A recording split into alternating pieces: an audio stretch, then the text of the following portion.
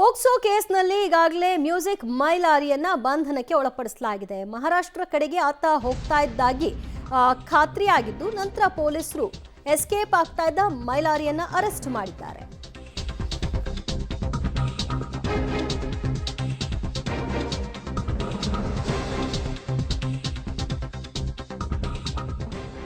POCSO ಪ್ರಕರಣದಲ್ಲಿ music Mylari ಬಂಧನ ಆಗಿದೆ. ಬನಹಟ್ಟಿ ಸಿಪಿಐ ಕಚೇರಿಯಲ್ಲಿ ಮೈಲಾರಿಯ ವಿಚಾರಣೆಯನ್ನ ನಡೆಸಲಾಗ್ತಿದೆ. ಇನ್ನೇನು ಕೆಲವೇ ಹೊತ್ತುಗಳಲ್ಲಿ ಪೋಕ್ಸೋ ಕೋರ್ಟ್ಗೂ ಕೂಡ ಹಾಜರುಪಡಿಸುವಂತಹ ಸಾಧ್ಯತೆ.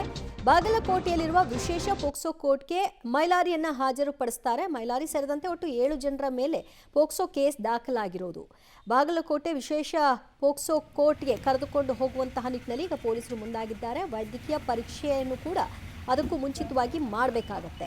ಮಹಾರಾಷ್ಟ್ರಕ್ಕೆ ಎಸ್ಕೇಪ್ ಆಗೋದಕ್ಕೆ ಮೈಲಾರಿ ಮುಂದಾಗಿದ್ದ ಅನ್ನೋದು ಗೊತ್ತಾಯಿತು. ಆ ಹಿನ್ನೆಲೆಯಲ್ಲಿ ಆತನನ್ನು ಬಂಧನಕ್ಕೆ ಒಳಪಡಿಸಿದ್ದಾರೆ ಪೊಲೀಸರು. ಸದ್ಯ ಪ್ರಾಥಮಿಕ ತನಿಖೆಯನ್ನು ನಡೆಸಿ ನಂತರ ಮೆಡಿಕಲ್ ಟೆಸ್ಟ್ ಮಾಡಿ ಅನಂತರ ಕೋರ್ಟ್ಗೆ ಸಬ್ಮಿಟ್ ಮಾಡ್ತಾರೆ.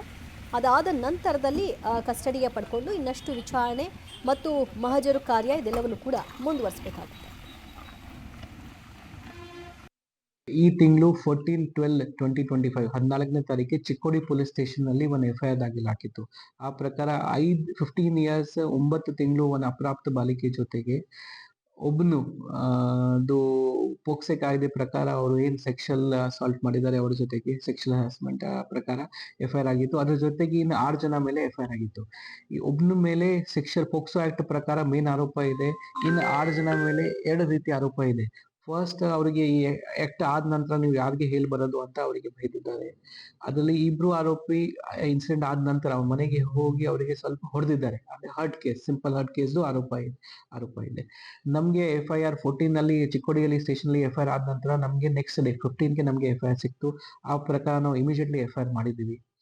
FIR ಆದ ನಂತರ ಸೇಮ್ ಅದರಲ್ಲಿ ಏನ್ ಕಂಟೆಂಟ್ ಏನಿದೆ ಅದೇ ಸೇಮ್ FIR ನಾವು ಮಾಡಿದೀವಿ. FIR ಆದ ನಂತರ